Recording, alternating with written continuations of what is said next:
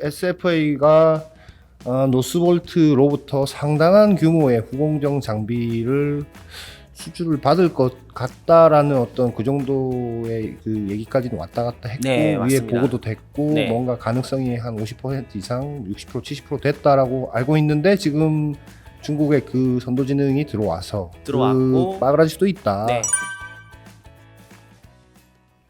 예, 이수환 전문 기자님 모셨습니다. 안녕하십니까? 안녕하세요, 이수환입니다. 노스볼트가 굉장히 크게 투자를 하려고 하는 배터리 회사죠. 노스볼트가 아무래도 유럽에 있다 보니까 우리가 이제 그 규모나 이런 것들을 좀 직접적으로 체감하기가 좀 어려운데, 수주 잔고가 35조가 넘습니다. 노스볼트가 중요하게 가지는 의미는 네.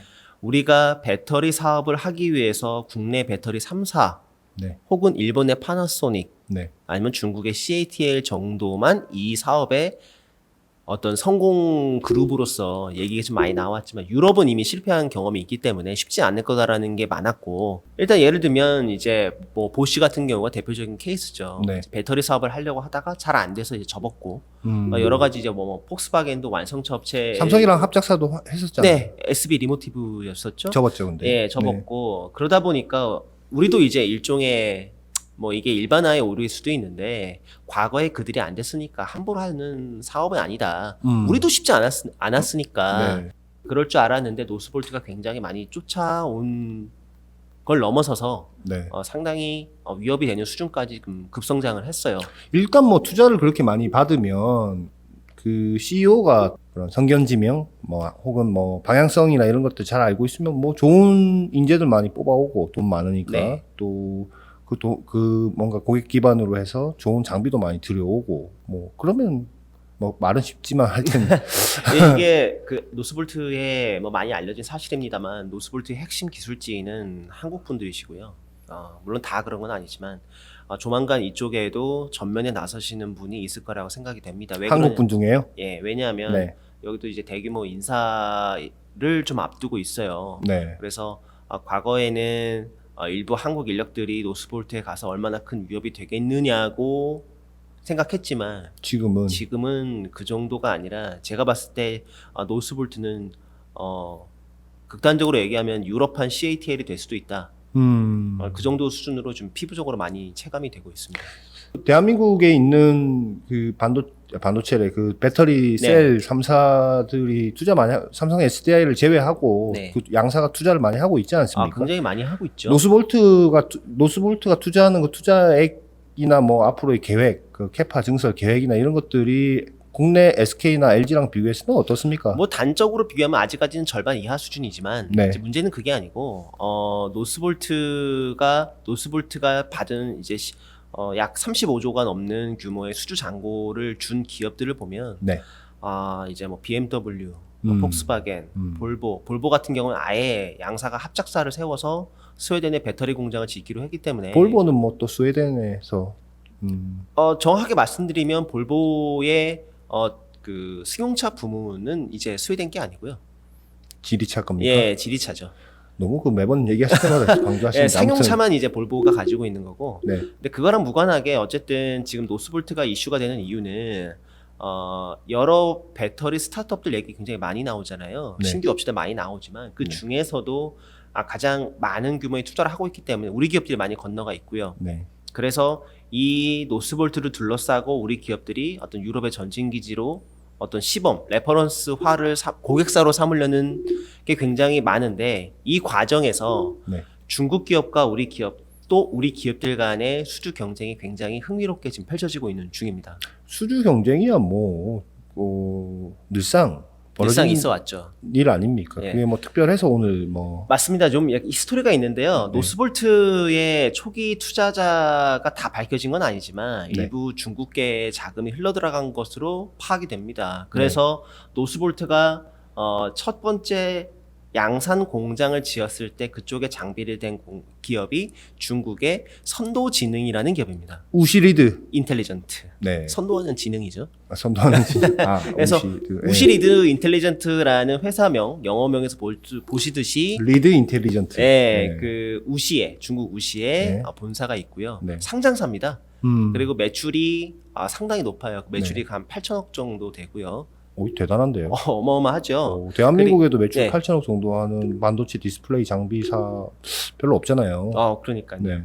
그리고 작년에만 작년 한 해에 받은 배터리 장비 수주액도 거의 4조 원에 육박합니다.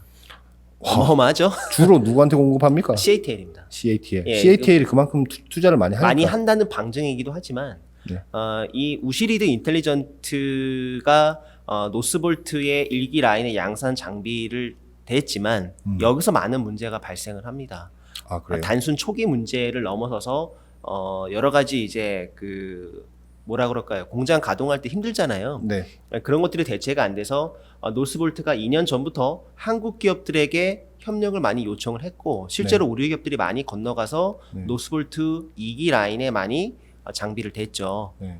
그 기업들을 말씀드리면 뭐 JLMNS, CIS, 세종기술, 대보마그네틱, 한국진공 등의 기업이 있습니다. 꽤 많이 들어갔네요. 꽤 많이 들어갔죠. 네. 근데 이 기업들 노스볼트가 이제 특징이 있는데 기존의 히스토리는 여기까지 말씀드리고 네. 일단 지금 두드리고 있는 두 개의 기업이 있습니다. 하나는 주한화, 네. 한화의 기계 부문 이름을 좀 바꿨죠. 최근에 사업 부문 이름 바꿨는데 그쪽이랑 다른 하나는 원익 PN이에요. 네.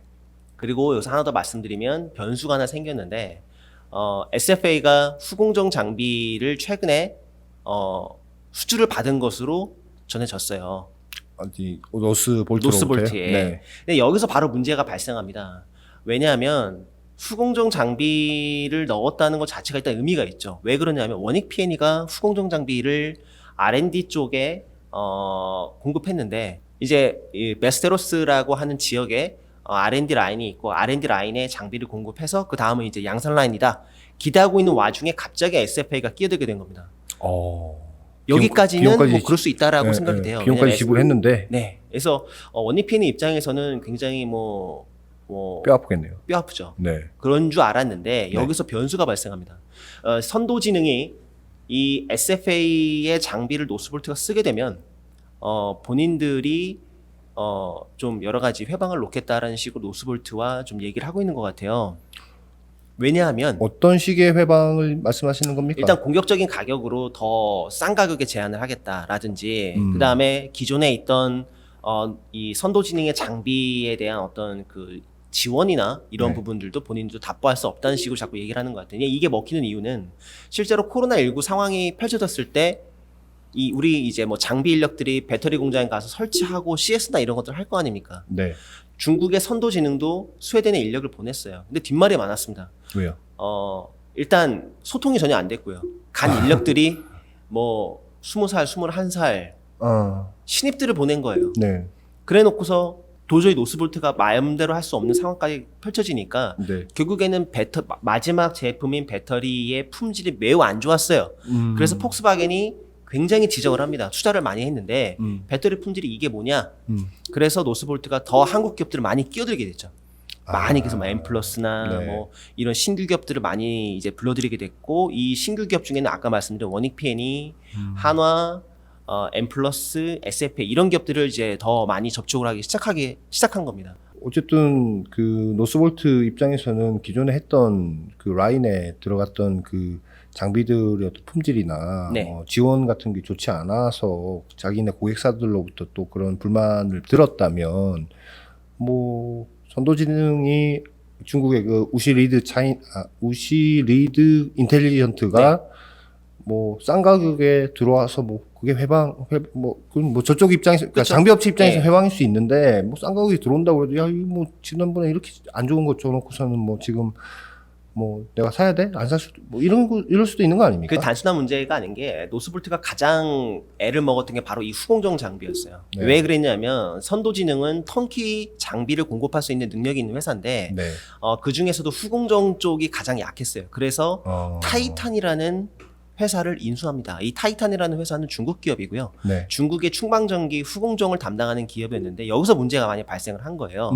그러다가 이 타이탄으로 장비를 CATL에 많이 공급을 하면서 노하우를 많이 습득했어요. 아 그래요? 그래서 최근에 좋은 사례가 있는데 네. SK온의 헝가리 공장에 들어간 후공정 장비는 중국 기업 겁니다. 그래요? 한커커즈라는 기업 거고요. 이 어. 한커커즈라는 기업은 LG 에너지 솔루션도 폴란드 공장에 일부 도입했다가 상당히 애를 먹었고, 근데 이 과정에서 재밌는 게 이 한커커즈 장비가 또 코캄, 지금 국내에 공장 지어서 이제 가동을 좀 앞두고 있는데 코캄이라는 거기에다가도 장비를 넣었어요. 어. 그래서 굉장히 많이 노하우를 습득한 것으로 보입니다. 그래서 SK온도 가격도 좋고 성능도 어느 정도 나오기 때문에 선택을 하게 된 거고요. 네. 되짚어 보면 노스볼트가 타이탄이라는 자회사를 후공정 장비를 이제 그런 식으로 제안을 했겠죠. 더 저렴한 가격과 고품질로 제공하겠다. 그래서 SFA가 받은 이 노스볼트 후공정 장비의 판도가 이제 삼각구도가 되게 된 겁니다. 많이 받았어요?